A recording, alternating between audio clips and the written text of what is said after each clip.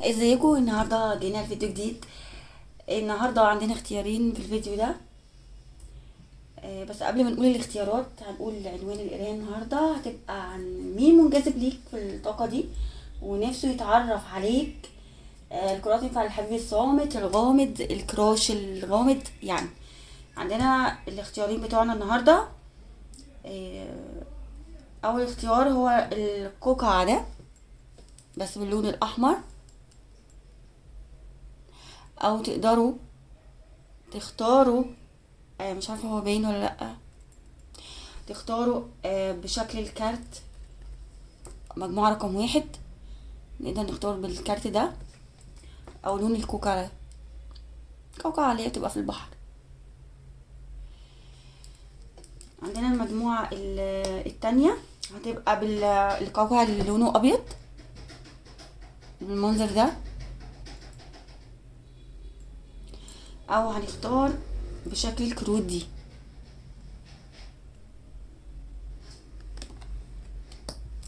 تقدروا توقفوا الفيديو وتختاروا زي ما انتوا عايزين. اهلا بيكم اصحاب المجموعة الاولى اللي اختاروا الكوكا باللون ده، اللون الاحمر، او شكل الكروت اللي كانت بالكروت الشكل ده.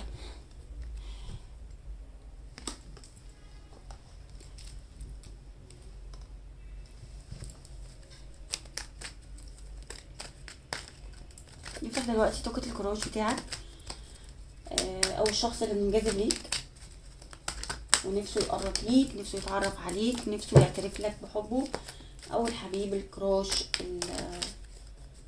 الصامت الغامض، ايا كان المسمى اللي انتوا مسمينه بينكم وبين نفسكم حسب النية اللي انت داخل عشانها الفيديو.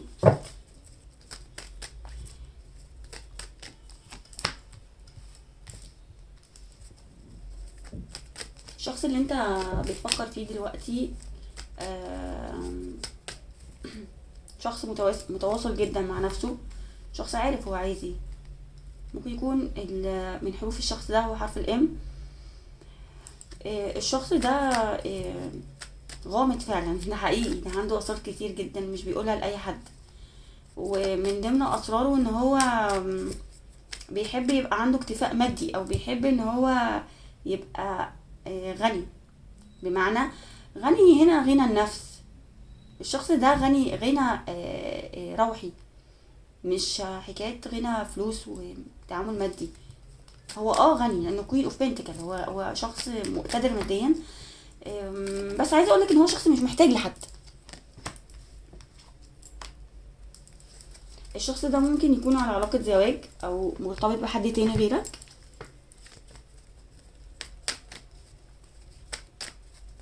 او بيحب يسهر كتير مع صحابه، بيحب يحتفل.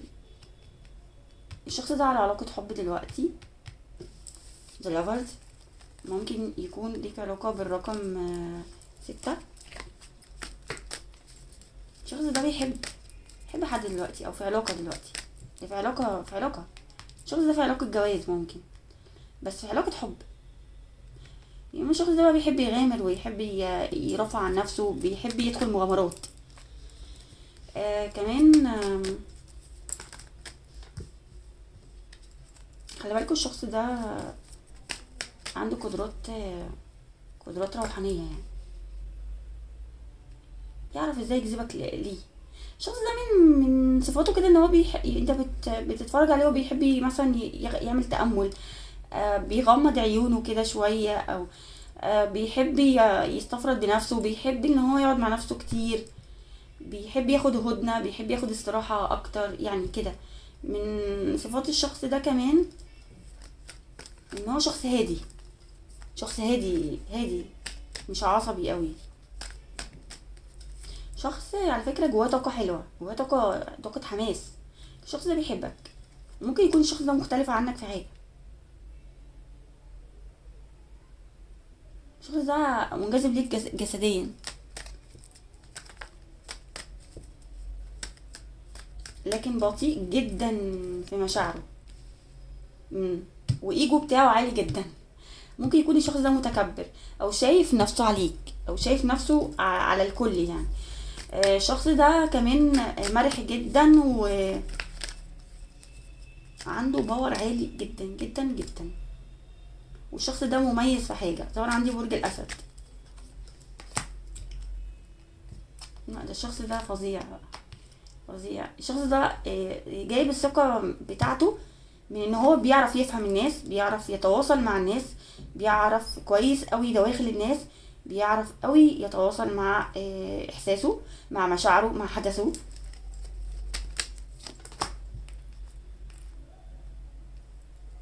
لكن عنده مشاكل الشخص ده، عنده مشاكل كتير قوي. آه، بس هو قادر ان هو يطلع على، يعني هو عارف كويس قوي يتصرف ازاي. الشخص ده مش صغير، الشخص ده كبير في السن. الشخص ده كبير في السن. ظهر عندي برج العذراء. غني جدا الشخص ده، واثق من نفسه زي ما قلت لك، وعنده خبرات كتير قوي في الحياة. انت شايفه كده، انت شايفه كده، ممكن تكون انت اللي شايفه كده. لا الشخص ده كمان بيعرف الحاجة قبل ما تحصل، وعنده بداية اعجاب بحد او بداية حب لحد. بس هو على فكرة بيحب حد، هو مش هو بيحب حد، بس كل مرة بيشوفه بشكل جديد. الشخص ده طاقته دلوقتي طاقة حماس، طاقة شغل، طاقة، لكن في المشاعر لا هو بطيء جدا، بطيء جدا. طب اللورز ده ليك انت، معجب بحد اصغر منه. لا لو انت اصغر منه يبقى الشخص ده بيحبك. تمام، يعني لو الشخص ده كبير في السن عنك وانت اصغر منه، فالشخص ده بيحبك انت. طيب تاني، هل الشخص ده بيحبك؟ امم بيحبك. توقف توقف كاب، توقف كابس. بيحبك انت، بيحبك اللي بتتفرج عليا. الشخص ده بيحبك قوي، وهو يعني هو بيحبك وانت بتحبه. ده مش مجرد اعجاب، ده حب حقيقي، يعني ده حب وشغف وشرارة لكن في تقل هنا. الشخص ده مش حابب يجرحك، او مش حابب يفرض نفسه عليك. بيحب يقعد مع نفسه كتير، الهرمت. بيحب يتواصل مع حدثه، بيحب يعزل نفسه عشان يعرف يفكر كويس. الشخص ده بيغيب عنك اوقات، او بيختفي كده وانت ما بتعرفش هو بيختفي يروح فين. الشخص ده ممكن يكون ساعات بيتكسف ان هو يكلمك، ده لو بينكوا تواصل. يعني لو مش بينكوا تواصل، فالشخص ده عايزه اقول لك ان هو معجب بيك جدا، لكن تقيل، ما بيحبش يتكلم، يعني ما بيحبش يعبر عن اللي جواه. تمام.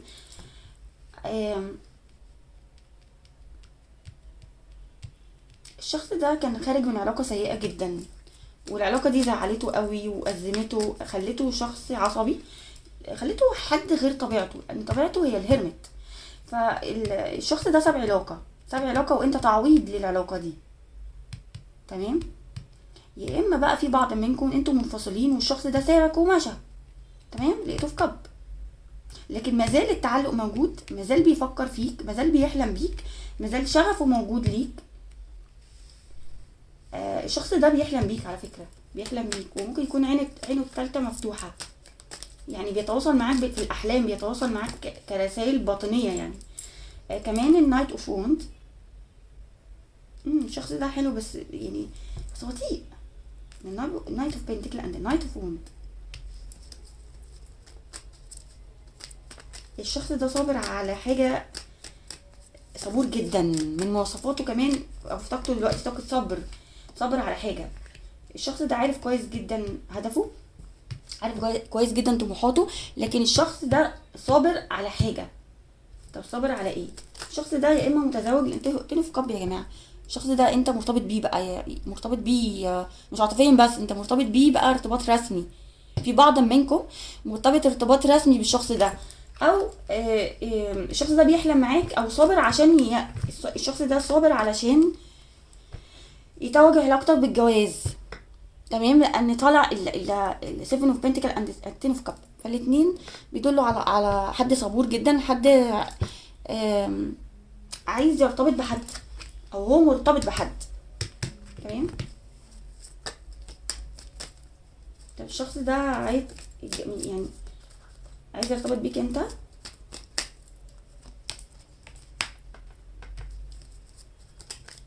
الشخص ده بيعتبرك احلى صدفة، بيعتبرك صدفة حلوة قوي في حياته، بيعتبرك هدية من ربنا سبحانه وتعالى، بيعتبرك فرصة. الشخص ده واخدك كفرصة ليه وصابر عليه. الشخص ده شايف فيك حاجات مميزة على فكرة، او انت بتكمله في حاجة. الشخص ده عايزين نعرف بقى هو نفسه يتعرف عليك طبعا، ونفسه يتجوزك، ونفسه يحبك، ونفسه يعبر، بس في بطء هنا في الموضوع. وعلى فكرة ممكن تكون في علاقة رباعية، ان فور فونت ممكن يكون في علاقة رباعية. تمام. ممكن يكون الشخص ده في مشاكل، في مشاكل.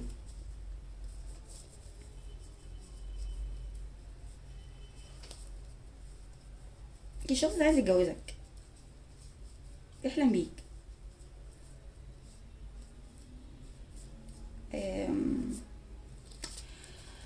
الشخص ده هيبعتلك على فكرة، الشخص ده هيبعتلك، عايز يتواصل معاك وعايز يبعتلك. الشخص ده انت بقى البعض منكم المنفصلين، الشخص ده هيبعتلك رسالة، او الشخص ده بقى ممكن يكون بعيد عنك في الدولة، لكن الشخص ده هيبعتلك.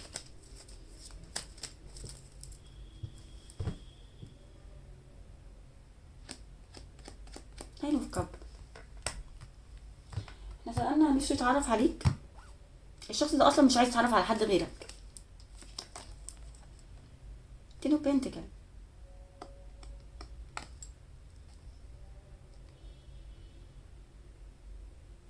الشخص ده مكتفي بيك، لكن في حاجة بتخليه يبعد عنك. ممكن تكون الحاجة دي سحر، او حد بيستغله، حد بيستغل الشخص ده. ممكن يكون الشخص القديم رجع له، ممكن يكون الشخص القديم رجع وبيستغل الشخص ده، لكن هو الشخص ده طالع من العلاقة اصلا، طالع من العلاقة. ده احتمال من الاحتمالات. والشخص السيء اللي في حياته ده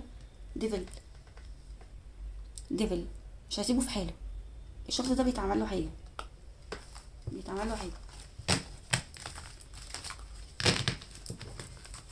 او في حد سيء في حياته، هو اللي مخليه واقف عنك، او واقف يعترف لك، او يعني او غامض او صامت او بيخاف، او بيخاف يعني يقبل عليك كده يعني.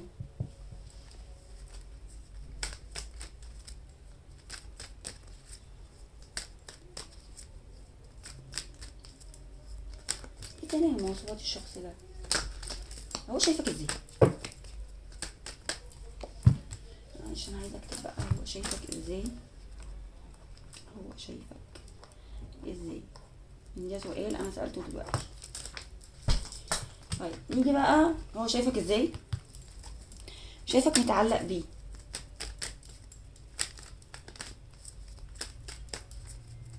شايفك متعلق بيه، شايفك الامبرس، او شايفك الامبرس، شايفك احلى حد في الدنيا، احلى حد شايفك لبسك حلو، شايف شكلك حلو، شعرك حلو، ويعني انت كل حاجه فيكي حلوه. والشخص ده اكتر حاجه بتجذبه ليكي هو ايديكي ممكن، او يعني تمام. الشخص ده بي بيحن بيحن لكلامك، بيحن لاسلوبك، بيحن لطيبتك، بيحن لمشاعرك ليه. الشخص ده شايفك هاديه زيه، عشان كده حابب ان هو يقرب منك. شايفك ازاي؟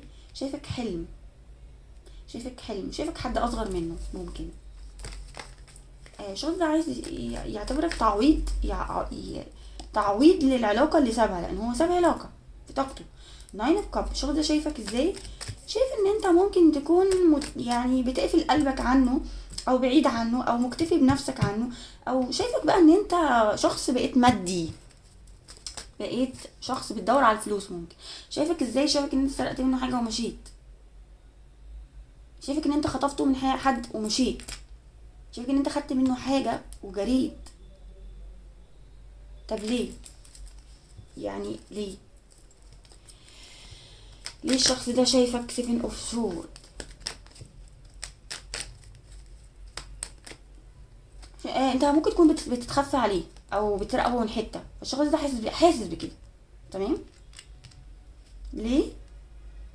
لان انت بتبص للماده اكتر، انت يهمك يا المظاهر يا الماده. تمام. ممكن يكون الشخص ده خايف منك عشان كده، خايف ان انت خايف ان انت تعرفه عشان فلوسه مثلا. ممكن. شايفك ازاي تاني في السؤال، شايفك متألم جدا. اكيد الألم ده ممكن يكون من علاقة سابقة. على فكرة ممكن الطاقة تتعكس. تمام. هو طالع في طاقته ان هو كان في علاقة سابقة وسابها، فممكن هو يكون شايفك كده، لان هو شايفك ازاي، شايفك التاني في سورد. فانت ممكن تكون انت اللي كنت في علاقة سابقة وسبتها. الشخص ده شايفك متألم جدا وبتعاني وحاسس بيك، شايفك زيه، شايفك ان انت بتحب تعزل نفسك. شايفك الهرمت، ظهر عندي برج العذراء. فالشخص ده شايفك ان انت شبهه وبتحب تعزل نفسك عنه، وبتحب تقعد لوحدك، وبتحب تكلم نفسك كتير، وشايفك ان انت بعيد عنه. الشخص ده شايفك ان انت بعدت عنه او مشيت انت خدت حاجه منه ومشيت، او سبت له حاجه ومشيت. تمام. شايفك في علاقه رباعيه هنا بقى، في علاقه رباعيه، فور اوف وانت ظهرت تاني. شايفك ان انت في علاقه رباعيه او انت مرتبط بحد تاني، بس هو حاسس بألمك وضعفك، حاسس ان انت محبوس في حاجه. فايف اوف بنتكل، انت محبوس في حاجه، محبوس عشان فلوس. انت في حد بيتحكم فيك بالفلوس. شايفك متزوج، شايفك شخص متزوج او مرتبط، وبيحسبك ان انت في علاقه ناجحه بقى ومبسوط، لكن ما يعرفش ان انت ظاهر في طاقه التين اوف سورد او شيء، او هو شايفك على فكره في تين اوف سورد. وشايفك ده، شايفك حد متألم، شايفك حد مش مستحمل، شايفك حد بيستحمل كتير، وفي نفس الوقت شايفك في علاقه. الشخص ده على فكره بيغير بقى، لو انت على علاقه بحد فالشخص ده بيغير من الكلام ده يعني. تمام. او بيغير ان حد يحبك، او خايف ان حد يدخل حياتك. الشخص ده خايف ان حد يدخل حياتك. وكمان الشخص ده شايف ان انت عايز تمشي من حاجه، عايز تروح، عايز نفسك، وخصوصا ان انت بتقعد لوحدك، وهو شايف ان انت بتقعد لوحدك وحابب ان انت تقعد لوحدك. الشخص ده مش بيحب يضايقك، ويمكن صبر عليك عشان كده. الشخص ده في طاقته ظهرت صبر. الشخص ده عايز يجيلك بس مش عارف، او عارفين اللي هو كأني مثلا انا معايا الحصان بتاعي، والحصان ده لما اركبه، مجرد ما اركبه فهوصل بسرعه للمكان اللي انا عايزه. لكن انا بفضل بقى ان انا اعمل ايه بذكاوتي، ان انا اسيب الحصان وامشي على رجلي. يعني انتوا شايفين تفكير الشخص ده ازاي؟ فالتفكير كده، التفكير بتاع الشخص ده ان هو بطيء جدا معاك، بطيء، حركته بطيئه، مشاعره بطيئه، ان هو يجيلك بطيء. وخايف ترتبط بحد تاني. تمام. الشخص ده خايف ان انت تسيبه ترتبط بحد تاني، ملناش اكبر مخاوف. طيب يلا بقى زودوا اكبر مخاوفه ايه. تمام. عشان بس ما ننساش المجموعه التانية. تعالوا بقى ناخد نصيحه.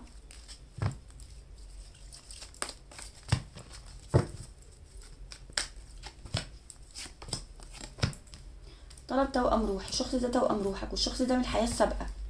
تمام. والشخص ده محتاج ان انت تتكلم معاه من قلب للقلب، او من محتاج تتكلم معاه، محتاج تصرح له، لان الشخص ده شكله مقموص منك. الكارت طلعك تحدثوا بصراحه عن مشاعركم لبعضكم البعض. انتوا مش موضحين لبعض انتوا مين، لكن انتوا الاثنين بتتألموا. النصيحه النهارده بتقولك ان انت ده توأم روحك، وانت مطلوب منك ان انت تقرب منه بطريقه ما، وتصلي، وتحط توكيدات في كلامك لان الشخص ده ليك او هيرجع لك. تمام. وعايزه اقولك ان الشخص ده من حياه سابقه، لقد عرفتم بعض من قبل. الشخص ده علاقه من حياه سابقه. ممكن تكون انت الشخص ده حاسس بانجذاب قوي ليه جدا جسديا. جنتلمان. الشخص ده لبسه حلو قوي وبيعجبك، وممكن يكون اغلب لبسه بدل او رسمي يعني. ممكن يكون الشخص ده مربي كلب، او انت كده او بتحب الحيوانات الاليفة. ممكن يكون الشخص ده مش من ديانتك، او مختلف الديانة، او مش مسلم. ممكن يكون بتشوف بجع كتير. ده عندي نمبر 17. ممكن يكون البنت دي شعرها قصير، لو انت ولد بتتفرج عليها، البنت دي شعرها كاريه يعني قصير، لبسها حلو، جسمها حلو. الشخص ده قريبك، ممكن يكون حد قريبك لان طلع لي ذا هاوس. ممكن يكون حد قريبك او من منطقتك، من نفس بلدك.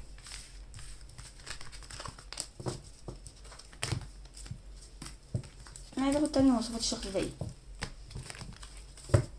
مين اللي منجذب ليك ده؟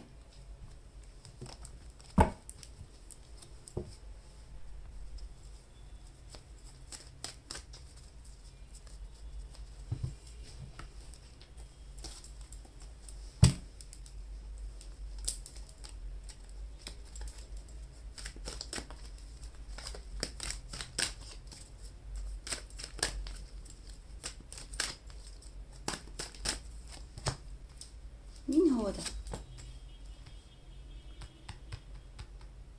الشخص ده ممكن يكون عندك في الشغل، او جارك، او قريبك، او شفته في مكان تجمع. شفته في حته مثلا بتتجمعوا، شفته في مكان عام، شفته في مواصلات، قابلتوا بعض في المواصلات، ركبتوا مع بعض اي ركوبه يعني. الشخص ده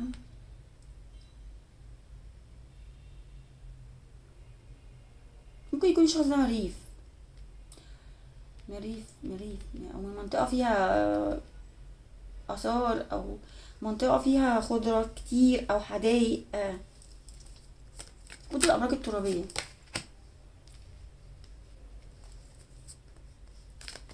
ده برج الميزان. الشخص ده ممكن يكون من برج الميزان. مين الشخص ده؟ الشخص ده عشيق ليك، انتوا علاقه سريه على فكره. مين اللي منجذب ليك؟ واحد كنت تعرفه على علاقه سريه معاه. طب هل الشخص ده قديم؟ اعتقد ان انت عارف الشخص ده اصلا، داخل القرايه وعارف. هل الشخص ده قديم؟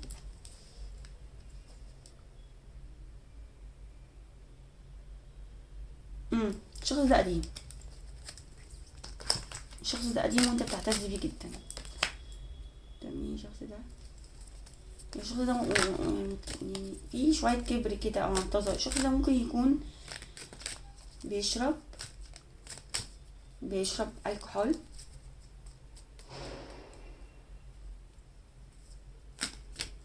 مين الشخص ده؟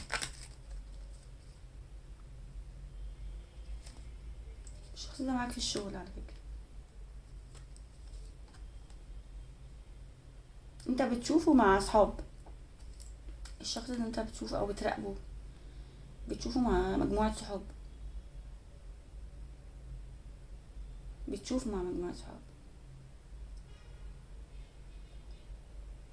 الشخص ده عنده اختيارات كتير قوي غيرك.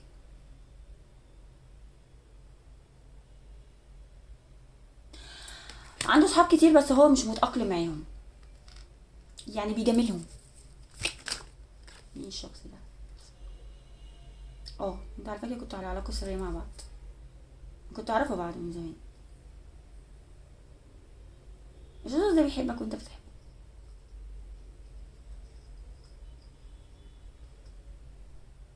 بس الشخص ده مش معرفك كل حاجه عنه،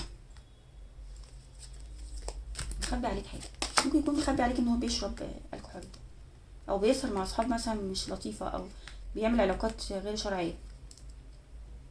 الشخص ده ممكن يكون كاتب. مين الشخص ده؟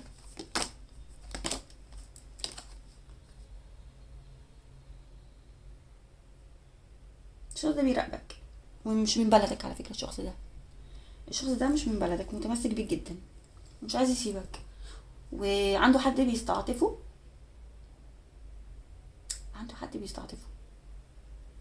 لكن انت في ديله. يعني شغال في الشغل ايه محن، ايه محن، عارفين اللي هي الكلمة دي بنقولها كمصريين يعني محن وبتاع.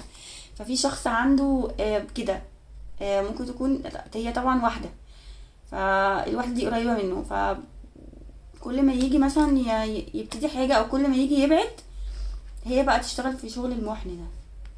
تمام، عشان يفضل جنبها. يعني الشخص ده متزوج على فكرة. ممكن يكون الشخص ده من فرنسا او من باريس، هو في بلد تانية عموما، يعني في بلد تانية، او انتوا بقى يعني مجموعة اصحاب، او انتوا من نفس البلد ولكن انتوا قريبين. يعني لو انتوا من نفس البلد فانتوا قريبين قوي من بعض. لا ده انتوا انت بتقابل الشخص ده في حتة بقى، يا اما بتقابل في حتة يا اما انت بقى بينكوا كول، فيديو كول. تمام، فيديو كول. الشخص ده انت كلمته فيديو قبل كده ممكن، صراحة مش باين. انتوا ناس غامضة جدا، انا دماغي وجعتني دماغي وجعتني يا نهار ابيض. انا مش عارفة مين الشخص ده يعني، انا قلت تقريبا كل المواصفات الممكنة يعني. طيب،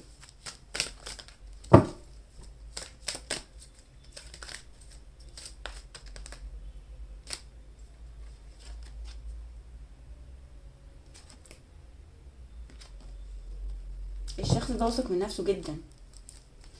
عموما انت محتاج تحس بالهدوء، محتاج تحس بالطمأنينة، محتاج تتأمل، محتاج تقعد لوحدك، محتاج تفكر كويس جدا في اللي انت رايح له واللي انت سبته. انت محتاج ان انت تقعد لوحدك شوية. انت جواك افكار كتير او في دماغك افكار كتير جدا ومشوشة على فكرتك الاساسية او هدفك الاساسي في الحياة. فانت محتاج ان انت تعمل مديتيشن. وعلى فكرة محتاج تعمل مديتيشن جنب جزيرة او جنب بحر او جنب يعني خضرة. انت محتاج تقعد لوحدك. تمام، ما تسمعش لاي حاجة غير صوت نفسك انت. على فكرة انت واخد انطباع سيء عن الشخص ده. حابة اقول لك، لو في شخص في دماغك يعني انت حاطه في دماغك. تمام، ناخد نصيحة ونقفل القراية.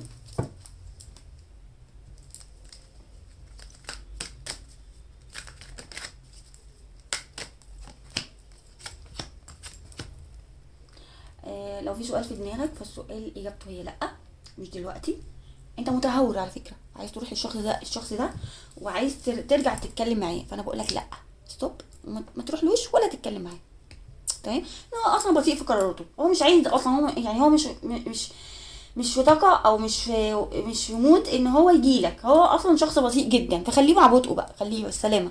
فانت بلاش ان انت تروح للشخص ده. تمام، لو في سؤال في دماغك فاجابته لا. ده اول كارد عندنا. تاني كارد ابقى ايجابي. انت واضح كده ان انت محتاج ان انت بتفكر. هي فين الكارت؟ انت بتفكر تفكير سلبي. تمام، فطول ما انت بتفكر تفكير سلبي فهتجذب لنفسك السلبي. فبلاش تفكر في افكار سلبيه. حاول تخلي افكارك ايجابيه. فالكارت النهارده نصيحه ليك بيقول لك ابقى ايجابي مع التامل. فانت واضح ان انت بتفكر في افكار سلبيه او بتبعت للشخص ده طاقه سلبيه.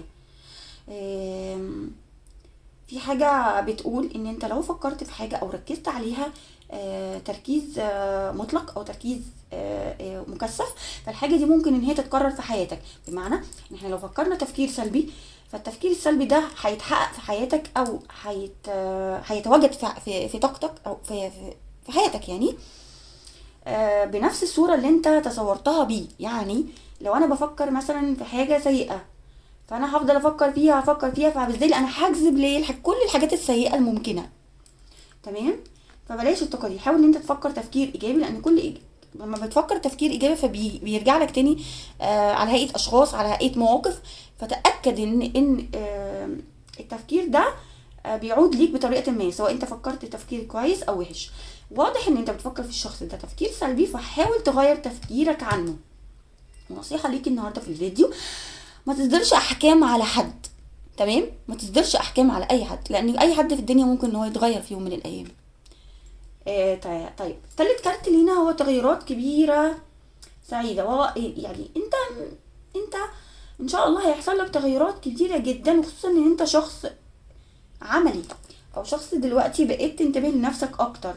وعلى فكرة ممكن يكون انت بتتواصل مع نفسك كتير الايام دي، وبتسأل نفسك انا عايز اكون ايه، او عايز اعمل ايه الايام الجاية. فاستمر على ده. تمام. بس دي كانت القرايه بتاعتكم يا اصحاب المجموعه الاولى. يا رب يكون القرايه عجبتكم. لو عجبتكم يا ريت تكتبوا في الكومنتات. وشكرا ليكم، واشوفكم في فيديو جديد ان شاء الله على خير. سلام. هلو، اهلا بيكم اصحاب المجموعه التانية اللي اختاروا القوقعه دي، او اللي اختاروا الكور ده.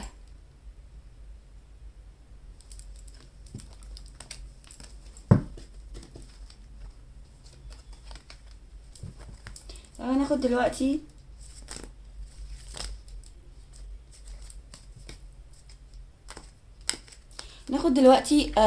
طاقة الشخص المنجذب ليك. مين منجذب ليك في الطاقة دي؟ مين منجذب ليك أصحاب المجموعة التانية في الطاقة دي ونفسه يتعرف عليك؟ حط شخص في بالك، سواء حبيب صامت أو غامض أو كراش، أي حد تحطه في دماغك ينفع ليه الفيديو ده. وبعد كده هناخد هو شايفك ازاي، واكتر مخاوفه ايه، ونشوف ايه اللي هيطلع لنا على حسب طاقة الاشخاص اللي موجودة معايا في الفيديو ده.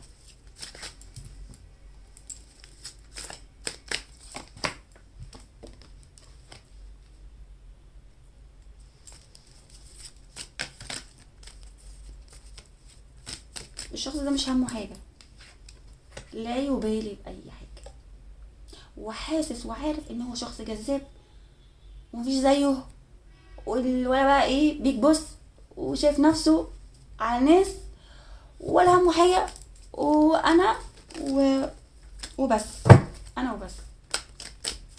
كل البنات بتحبك، كل البنات حلوين، مش عارفه ايه، يا بختك او يمين كده. يعني هو الشخص ده كده شايف نفسه. هو على فكره شخص كويس، يعني مش كويس، قصدي ان هو شخص حلو شكلا. يعني انت شايف ان هو حلو، انت شايف ان هو حلو وهو شايف نفسه ان هو حلو. هو واثق من نفسه، شخص واثق من نفسه جدا. والشخص ده متزوج او مرتبط بقى، مرتبط بحد غيرك.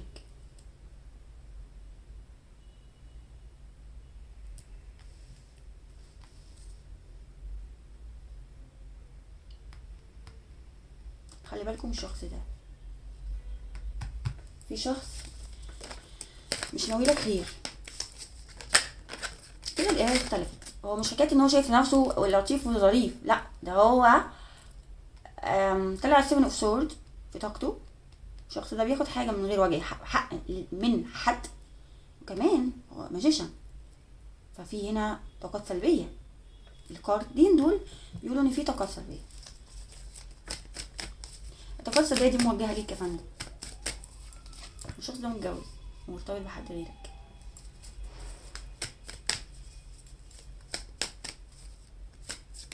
الشخص ده عايز يمتلكك، عايز يمتلكك.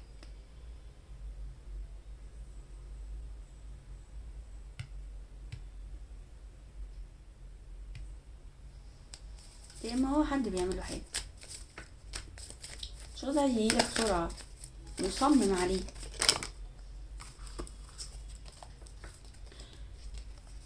عنده امل ان هو ياخدك. الشخص ده عايز يسرقك من حد، عايز ياخدك من حد. عينة دي جدا الشخص ده، وخلي بالكم. عينة دي جدا الشخص ده، وخلي بالكم. تمام. حابه اقولك ان الشخص ده عنده مشاكل كتير جدا، عنده مشاكل كتير. الشخص ده على فكره عنده مشاكل كتير، او ناس كتير جدا سيئه في اسرته او في حياته. يعني الشخص ده عنده امل ان هو زي ما قلنا ياخدك. نية الشخص ده ليك 9 اوف كاب. الشخص ده مكتفي بعلاقته العاطفيه اللي موجود فيها. على فكره انت اللي بتجري ورا الشخص ده، انت اللي بتجري وراه، مش هو اللي بيجري وراك. تمام. انت اللي بتجري وراه بس تقيا، وهو بيجري وراك برضو تقيا. وعارف كويس جدا قدراته، هيجيبك ازاي، عارف هيجيبك ازاي. الشخص ده لا، ده الشخص ده بقى مش سيء ولا حاجة، لكن هو الشخص ده عنده حد سيء، والحد السيء ده ممكن يكون علاقة جواز أو صحاب. تمام. آه الشخص ده بيفكر فيك بالليل وبيحلم بيك وعايز يتقرب منك. الشخص ده عنده أمل إن هو يتجوزك. تمام.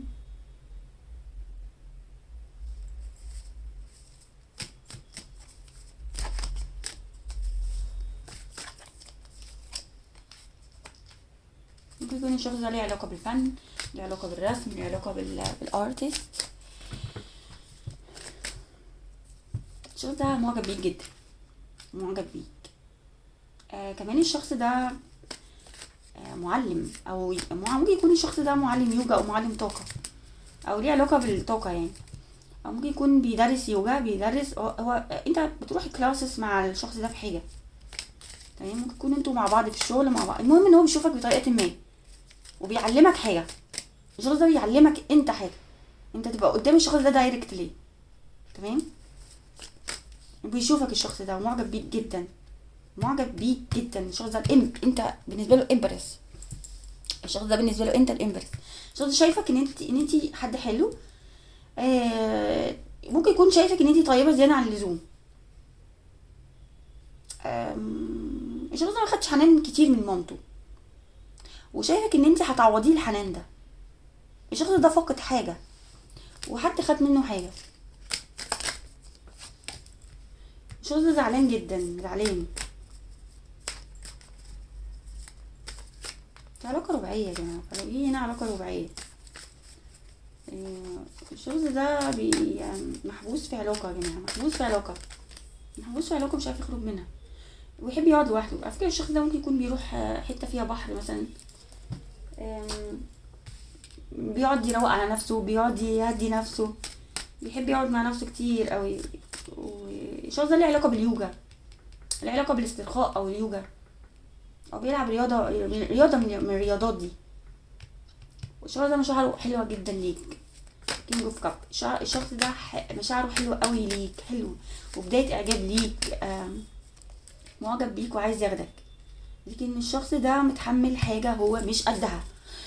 ظهر عندي مشاكل كتير زي الفايف اوف ووند اند التين اوف ووند. يعني الشخص ده متأزم على فكرة في بيئة وحشة. الشخص ده لا لا لا لا، الشخص ايه اوف سورد، ايه ده في حد مأيده. الشخص ده متعمل له حاجة بقى، مش هو لا القصة كده. بص القصة اختلفت، القصة كده اختلفت كده. الساحر الماجيشن هنا بيضر الشخص ده، وفي حد سرق منه حاجة او خد منه حاجة، والشخص ده لا حول ولا قوة ليه، لا حول ولا قوة ليه. والشخص ده في علاقة رباعية، الفول فوند في علاقة رباعية ومش عارف يخلص منها. تمام. وبيفكر كتير قوي قوي قوي قوي.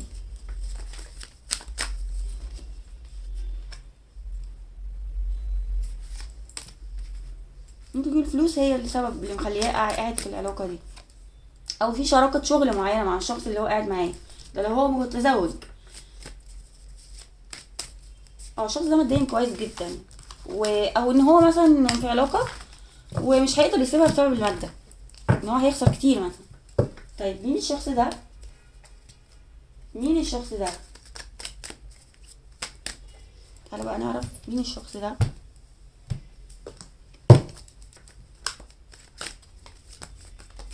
وممكن يكون مين، يعني ممكن يكون مين الشخص ده وشايفك ازاي.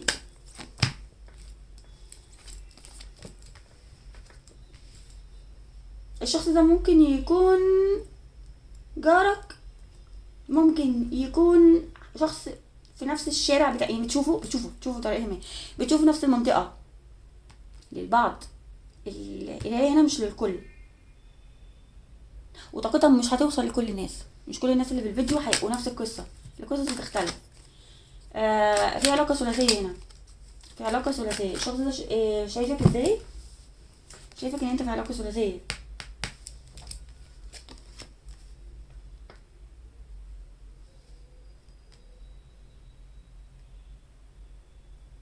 مين الشخص ده؟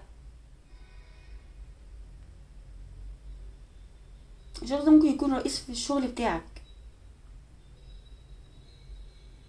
يعني عندي برج الاسد، انا برج القوس، برج الاسد والقوس. الشخص ده من الماضي، الشخص ده من الماضي بتاعك، يعني شخص قديم كنت تعرفه. الشخص ده كنت على علاقة حب معاه، كنت على علاقة حب معاه، كنت في علاقة سعادة وتقابلوا بعض وقشطة. آم، الشخص ده قديم قديم قديم. الشخص ده كان ماديا مش اول ما عرفك كان ماديا، ممكن يكون ماديا مش قوي.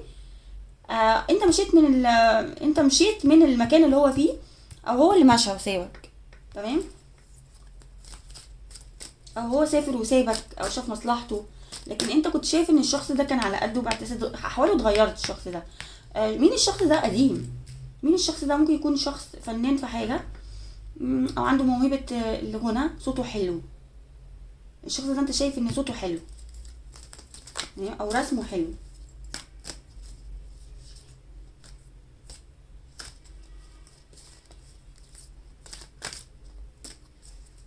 او انت شايفه ان هو ماديا على قده، يعني ماديا مش غني قوي. ممكن يكون الشخص ده ماديا مش قوي. انت كنت حابب ان انت تساعد الشخص ده، تقف جنبه، بس هو شاف مصلحته يعني. في علاقة بالورد هنا ما بينكو. انا متأكدة ان انت كنت بتشوف الشخص ده في الشارع، كنت بتشوفه في طريق يعني، او هو في بلد تانية بقى، بلد تانية غير اللي انت قاعد فيها. الشخص ده انت نفسك بيضيق، او الشخص ده نفسه بيضيق، عنده مشكلة في القلب ممكن، او في الرئة، او بيشرب سجاير. فور بوينت. الشخص ده ممكن يكون للبعض جوز مثلا، جوزك. ايه جوزك ده؟ يعني انت شخص مرتبط بيه، ممكن يكون انت مخطوبين او مرتبطين في بعض. ايه مرتبطين ببعض؟ مرتبطين ببعض مرتبطين ببعض. معلش يا جماعة، الصيام ورمضان. آه مين الشخص ده؟ ممكن يكون الشخص ده من العيلة. مم. ايوه بقى، بقى اللي اسف اوف كاب. مين الشخص ده؟ الشخص ده علاقة قدرية للبعض. الشخص ده توأم روح، او يعني توأم روح. مين الشخص ده؟ ده انتوا اللي تقولوا لي مين، مش انا اللي اقول لكم. انتوا داخلين الفيديو، انتوا عايزين تعرفوا، انتوا عارفينه اصلا يعني، انتوا عارفين الشخص ده. أم...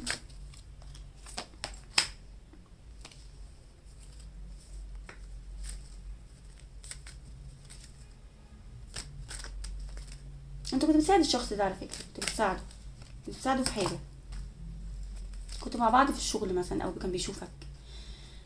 كنت بتقدم له مثلا حاجة، بتقدم له ورق، بتقدم له كان في ما بينكم علاقة، يعني كان في ما بينكم علاقة، يعني مش علاقة جسدية. ممكن يكون في علاقة جسدية. ليه بقى؟ لأن ظهر الماجيشن، بس ما طلعش الديفل. ما طلعش الديفل، فمش كل الناس. تمام. آم، الشخص ده كان بيشوفك، وكان معجب جدا بطريقة تفكيرك، معجب جدا. ممكن يكون داق أكلك، أو داق حاجة انت كنت بتقدم له حاجة بطريقة ما، وكنت بتساعده. انت كنت بتساعد الشخص ده، وكنت شايفه ماديا مش يعني، انت كنت بتساعده ماديا ممكن، او عطيته فلوس.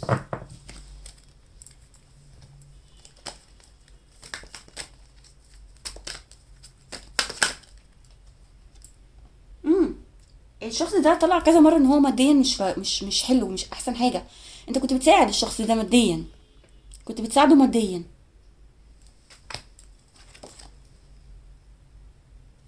تاني، انت كنت شايف ان الشخص ده ربنا كرمه، ربنا هيكرمه. كنت بتأمل ان الشخص ده يبقى احسن واحد في الدنيا. الشخص ده كمان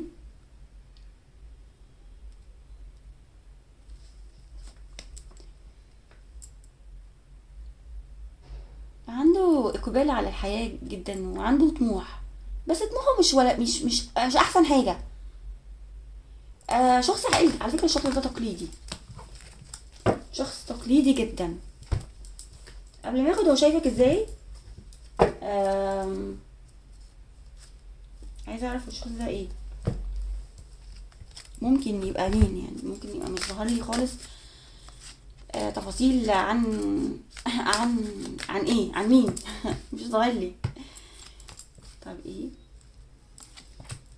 ايه ده، دي نفس الكروت بتاعت المرة اللي فاتت. لا لا لا لا لا، نفضل تاني.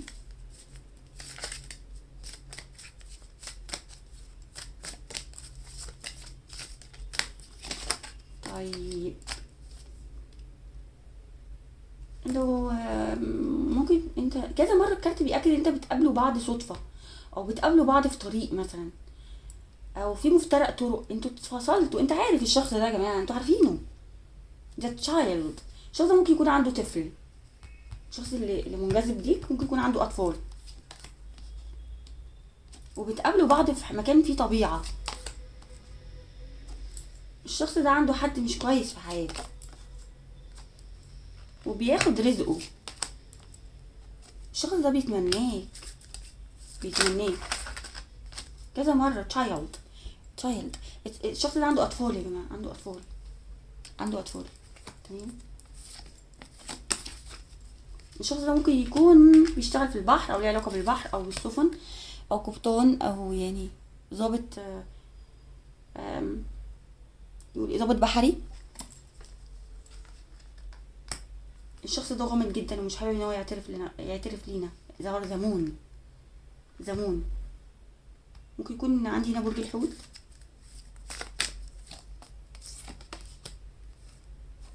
الشخص ده الشخص ده بيحبك قوي. الشخص ده بيحبك بيتمنى يتجوزك، وبيتمناك تبقوا مع بعض. the star and the sun and the moon. انتوا عايزين ايه تاني؟ انتوا عارفين انتوا هنا علاقة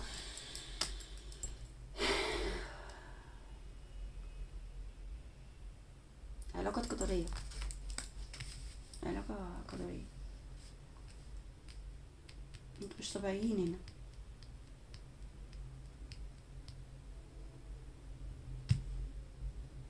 في حد فيكم كان بريء واتغير.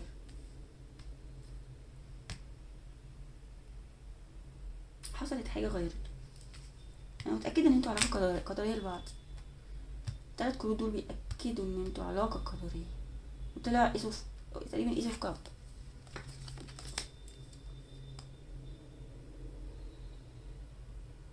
في حد بيغري الشخص ده غيرك.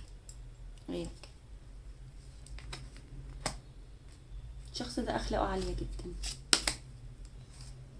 ده سنيك، قلتلك في حد بيغري الشخص ده. في امرأة في الكارت هنا. انتوا افترقتوا بسبب امرأة. الامرأة دي شخص سام. سنيك. رقم 7. ممكن يكون ليكوا علاقة برقم 7، او رقم 15، او رقم 32، او رقم 11، رقم 28، 14، 1، 31 and 10. مش هقول كل الارقام، بس هي دي الارقام اللي قدامي ان انا اللي عيني جت عليها.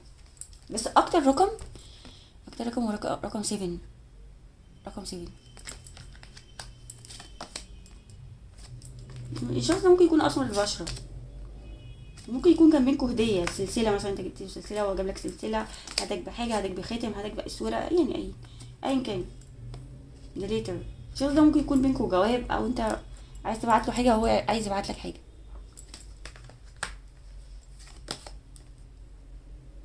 جورنال. الشخص ده كاتب، او انت بتكتب كتير، بتحب تكتب. انت بتحب تكتب او عندك هواية الكتابة. انه يكون عندك علاقة بالورد، او انت حابب ان انت محتاج تحط فازة فيها ورد قدامك وتبص عليها وتقول سبحان الله، وتبص على الوانها وجمالها. محتاج تأمل على فكرة. the clouds. السماء. انت بتدعي ربنا سبحانه وتعالى ان الشخص ده يبقى ليك. قلت لكم انت علاقه قدريه. ادي واحد، ادي اتنين، ادي تلاته، ادي اربعه. عايزين ايه اكتر من كده؟ the star and the moon the sun and the cloud. كل الكروت ليها علاقه بالسماء والنجوم والفوق. علاقتكم بالارض قليله جدا. انتوا اشخاص روحانيه قوي. الشخص ده روحاني وقدر ليك يا اصحاب المجموعه الثانيه. تمام. الشخص ده قدرك.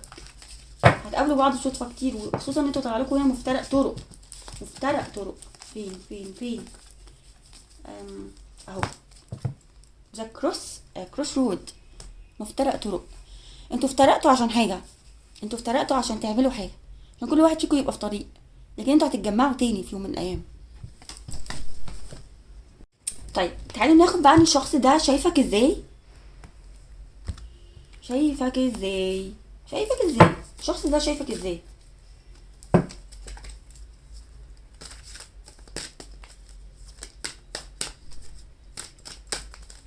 يا ترى الشخص ده شايفنا ازاي اصحاب مجموعة تانية؟ شايفك ان انت عملة نادرة، ومش مش هيلاقي زيها. شايف ان هو لقى حد عتيق جدا في مشاعره، عتيق جدا في عطائه. الشخص ده بيحبك بقى، بيحبك. شايفك ازاي؟ الشخص ده شايفك ان هو مكتفي بيك جدا، وانت مكتفي بيه. شايف ان انت مش هتحب غيره. على فكره الشخص ده واثق جدا ان انت مش هتحب غيره. شايفك واثق من نفسك او واثقه من نفسك. شايف ان انت متمكنه قوي في شغلك، او متمكنه في اللي انت بتعمليه. تمام. الشخص ده شايفك ان انت كمان عندك صبر كتير قوي، او بتحبي الحيوانات، او شايفك ان انت صبوره وشجاعه ومقدامه جدا، وبتحبي تطعمي الناس، او بتحبي تطعمي تاني. خلاص بص انا هقفل. انا هقفل. ايه في كب يا جماعه؟ خلاص بقى، خلاص. ايه في كب. الشخص ده شايفك ازاي؟ شايفك ايه في كب حبيبه. الشخص ده بيحبك. شايفك، او ممكن يكون الفراق خلاه مثلا يعرف قدرك، او يعرف قيمتك لو انتوا اشخاص هنا مفترقين. لكن الشخص ده شايفك ازاي؟ شايفك كل حاجه حلوه. شايفك حبيبه. شايفك الحب كله.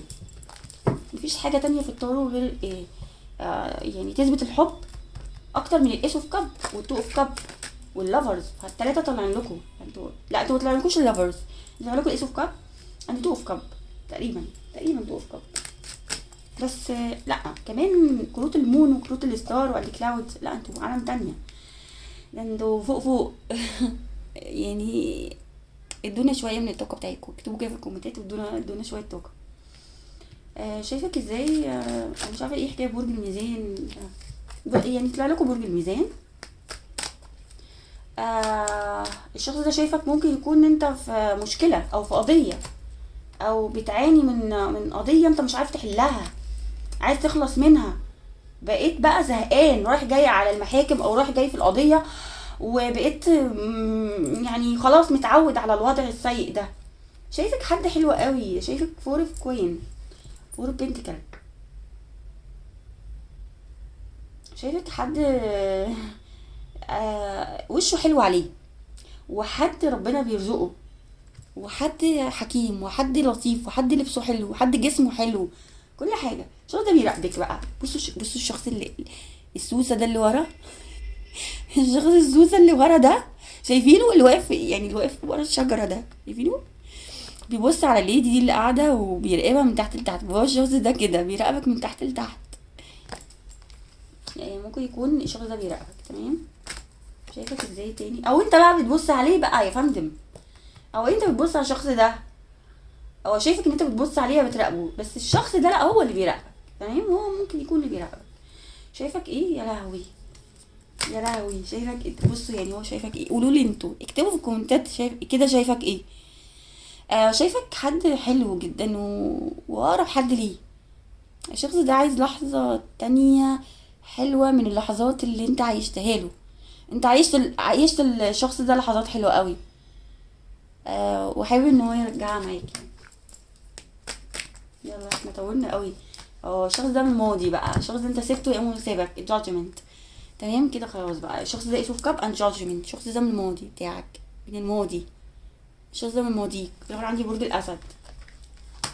طيب ناخد تاني، شايفك ازاي؟ هو الشخص ده خايف منك في حاجه؟ لا، الشخص ده ما عندوش مخاوف ليك، بالعكس الشخص ده بيحس بطمأنينة جدا، بيحس بطمأنينة، بيحس بأمان، بيحس ان انت كل حاجة، كل العالم. والشخص ده فاقدك جدا، حاسس ان هو سابك وخسر الدنيا كلها، خسر الدنيا كلها. ده الشخص ده سعادته معاك، سعادته معاك. صورة بتعبر، شايفني الصور بتعبر من غير ما انا اتكلم. الشخص ده شايف ان انت ان هو سعادته معاك. شايفك ازاي؟ شايفك حاجة حلوة قوي، شايفك طفل، شايفك الامل.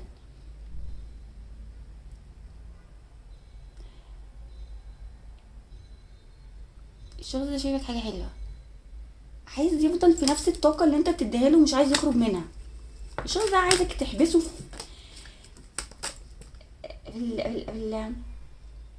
في نفس الشعور اللي بيحسه معاك، مش عايز يخلص.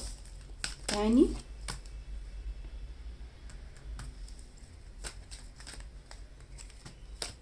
الشخص ده شايف ان انت برضو زيه، شايف ان انت برضو متاخد منه.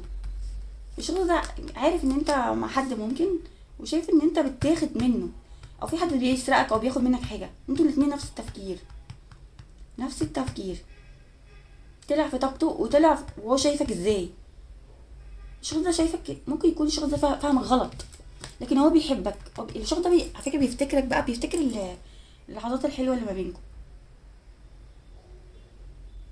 الشخص ده عايز يوري العالم كله انت مين بالنسبة له، عايز يوري ناس كتير قوي انت مين، عايز يظهرك للناس كلها، بس مش قادر. الشخص ده ما عايز اقولك ان هو ضعيف بقى، ارادته ضعيفة شوية. اكبر مخاوفه ايه الشخص ده؟ هي اكبر مخاوفه ان انت تحب حد تاني، تروح لحد تاني، ان انت تشوف نفسك عليه، ان حد تاني. اكبر مخاوفه ان انت تستمر في علاقة معفنة منتنة يعني ان في علاقة وحشة، مش لونك ولا شكلك. اكبر مخاوفه ان انت تروح لحد عشان فلوسه وتسيبه. طب ايه تاني اكبر مخاوفه؟ اكبر مخاوفه ان انت تمشي وتسيبه او تسافر. ايه تاني؟ ان حد يعمل معاك علاقة. الشخص ده بيغير. تمام، الشخص ده بيغير. شايفين الشخص اللي واقف ورا السياج ده وبيبص على اتنين بيحضنوا بعض؟ فالشخص ده بيغير قوي، بيغير. لو انت في علاقة تانية او انت بتغيظ الشخص ده ممكن يعني. عموما يعني حكاية الغيظ والكلام ده مش حاجة لطيفة يعني. طيب ايه تاني؟ الشخص ده شايفك ان انت العلاقة ثلاثية، خايف. الشخص ده خايف يفقدك. اكبر مخاوفه ايه؟ ان انت تحب حد تاني غيره. شايفك قوي جدا وتقدر تعمل كل حاجة، وبيخاف ان انت تستعرض للناس كل قواك او كل مواهبك تتاخد منه. مش قصدي خايف ان انت تتجوز، خايف ان انت تتجوز وتسيبه. تمام. طيب عايزين ناخد النهارده بقى نصيحة لينا. مش قادرين الكارت ده لافرز يعني انا بص، حتى الدك دي جنبي وما استعملتهاش اصلا، بس انا جيت كده فتحتها لقيت يعني الكارت شدني. لافرز يعني انتوا مش عارفة، لافرز صار عندي 15. انتوا علاقة قدرية يا جماعة. تمام.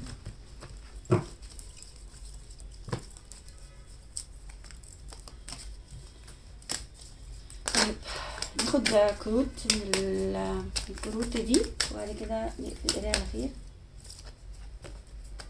بصوا كمان التور كاب، نفس الدك برضو محطوطة وانا شفتها بعيني يعني ما فتحتهاش. كن متفتحا، توأم روحك يمكن ان يختلف عن توقعاتك. زي المجموعة الاولى انتوا ده توأم روحكم، او شوفوا بقى انتوا بتصنفوه كايه. الشخص ده قلت لك ان هو بيحبك، شهر العسل.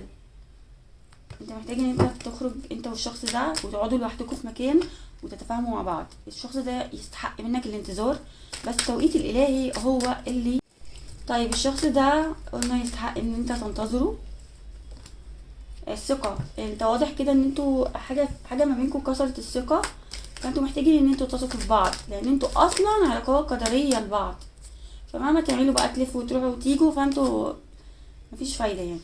اول كارد النهارده عندنا نصيحة ليك يا اصحاب المجموعة التانية، بيقولك نعم، لو في حاجة في بالك او سؤال في بالك فالاجابة هي يس. ثقة. اتنين، يعني اتعرفتكوا تراست تاني مرة، انتوا مش واثقين في بعض، مش واثقين في حب بعض، واحد بيشكك في التاني والتاني بيشك فيه، فانتوا محتاجين ان انتوا تثقوا في بعض اكتر من كده.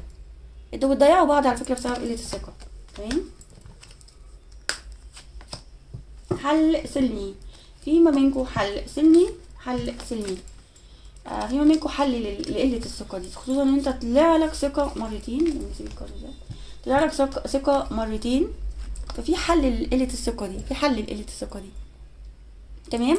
عن طريق ان انتوا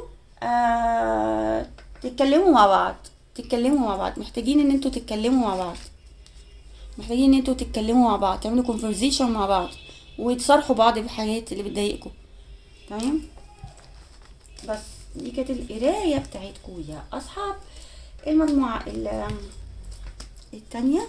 يا رب يكون الفيديوهات عجبتكم، او فيديو زي خصيصا يعني عجبكم، ويا ريت تكتبوا لي في الكومنتات المواضيع اللي احنا حابين ان احنا نفتح عليها الفيديو. شكرا ليكم، واشوفكم في فيديو جديد ان شاء الله على خير. سلام.